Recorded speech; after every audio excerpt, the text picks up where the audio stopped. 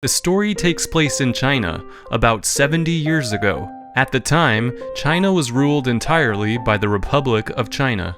The Republic of China was constantly struggling with interference from foreign powers as well as internal power struggles and conflicts, but somehow it managed to remain a unified country. Within the nation was a certain small force. The leader of that small force was Mao Zedong. Mao Zedong said, "I want to build a paradise-like country where all people are equal." At first, this didn't seem to make a whole lot of sense, but in other words, he wanted to create a paradise-like nation where all people work the same, receive the exact same amount of compensation, and are all equally happy by having all businesses run by the state. This unheard of idea seemed to make little sense, but in fact it originated in Europe, and then Russia also went on to be completely controlled by a group that wanted to create a paradise. Despite its obscure ideals, the group had gained enough support to control an entire nation. And in China, the leader of this Let's Build a Paradise group was Mao Zedong. So the Let's Build a Paradise group was able to gain support from Russia and possess power in China. However, the supreme ruler of the Republic of China was greatly opposed to the idea of creating a paradise, and the Let's Build a Paradise group ended up being attacked. In the first battle between the two, Mao Zedong and his army is beaten by the supreme ruler's overwhelming power, leaving him on the verge of defeat, but he somehow managed to survive. Mao Zedong's Let's Build a Paradise group then replenished its power thanks to Russia, and went to battle the supreme ruler of the Republic of China a second time. Using a clever strategy, Mao Zedong successfully cornered the Republic of China and its supreme leader, and the Republic of China fled to Taiwan. Thus, the smaller Let's Build a Paradise group, led by Mao Zedong, drove off the Republic of China and acquired all of China. The nation established by Mao Zedong and the Let's Build a Paradise group was the People's Republic of China. At that point in time, however, there were still many forces in the country that were opposed to being ruled by the Let's Build a Paradise group. So Mao Zedong started to eliminate these forces and arrested millions of people. But Mao Zedong then said, "Freedom of speech is important, citizens, so feel free to criticize us." This sudden, mild announcement of his came as a surprise. At first, people were scared to criticize the Let's Build a Paradise group, but since many were apparently dissatisfied with the group, they were gradually criticized. This criticism spread more and more, and eventually, almost the whole country opposed the Let's Build a Paradise group. That's when Mao Zedong said, "Alright, we're arresting everyone who criticized us."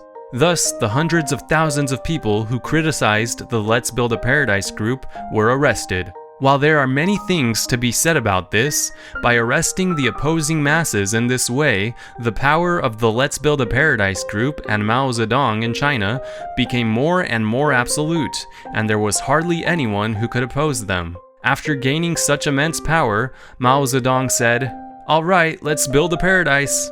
In this way, Mao Zedong finally put into practice his long-held ideal of building a paradise where all businesses are run by the state and everyone is equal.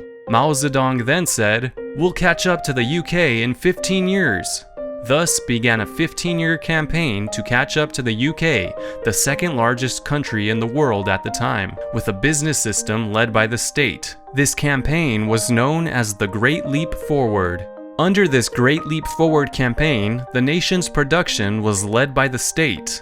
But the Let's Build a Paradise group was only an organization that governed the country, so it had zero knowledge on how to produce various goods. Yet Mao Zedong said, no problem, just make a lot of iron. Yeah, iron is what we need."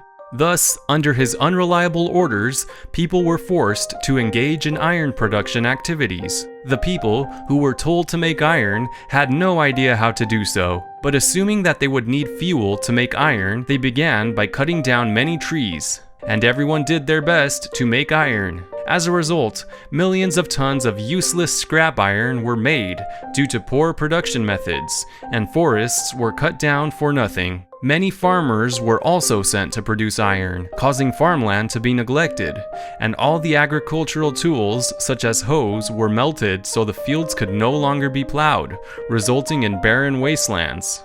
In response, for some reason, Mao Zedong said, "Kill the sparrows!"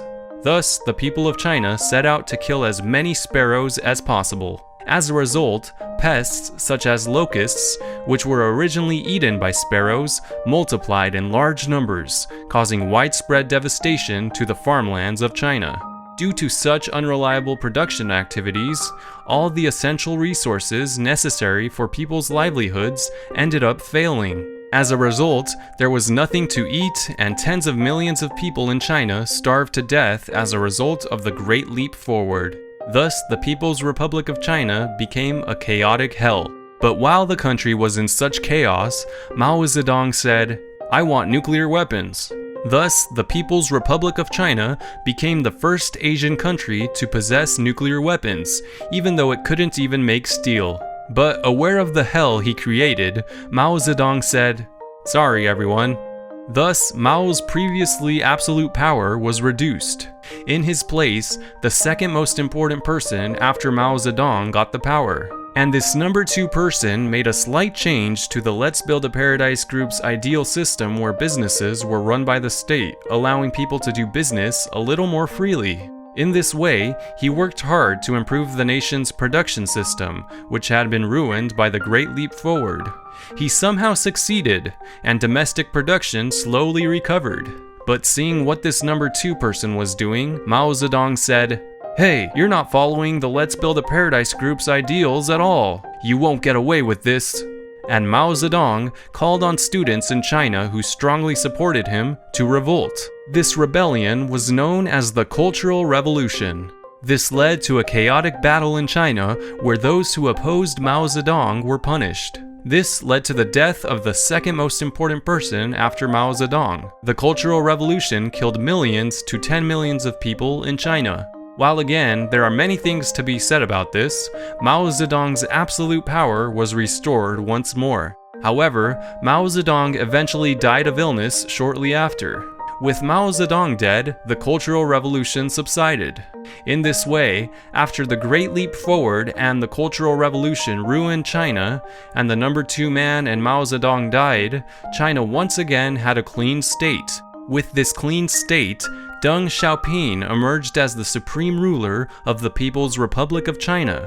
Deng Xiaoping was also in trouble during the Cultural Revolution because he, along with the number 2 man, were considered opponents of Mao Zedong, but he somehow managed to survive. As China's new leader, Deng Xiaoping said, "Let's allow people to do business."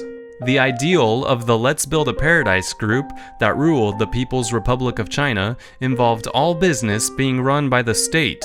However, due to the turmoil caused by the Great Leap Forward, the nation reflected on this approach and ultimately decided to allow people to freely engage in business instead.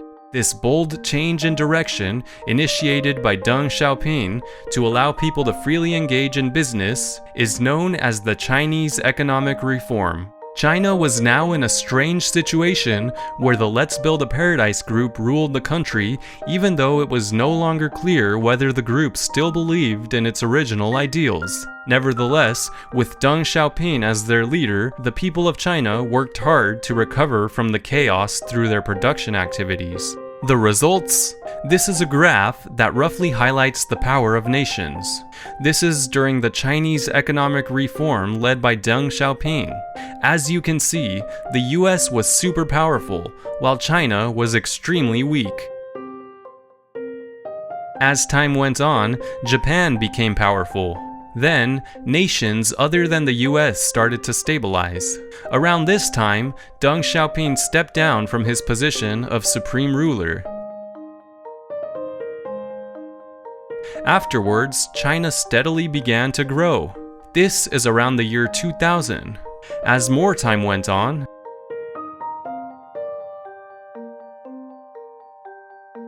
China began to get really strong, and they surpassed Japan around 2010. Then, fast forward to 2017.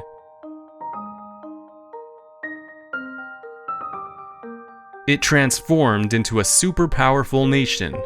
In this way, the People's Republic of China, led by the Let's Build a Paradise group, went on to become the second most powerful nation in the world after the US, thanks to Deng Xiaoping's economic reform and the efforts of its citizens in business activities. The data is still recent, so we can't quite predict what the future holds. Furthermore, there are still various issues of concern in China, but since they are ongoing matters, it's difficult to make any definitive statements.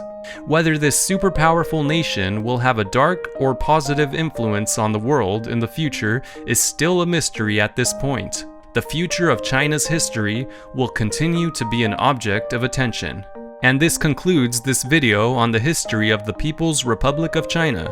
Feel free to also check out the other videos on this channel about China's history. See you next time!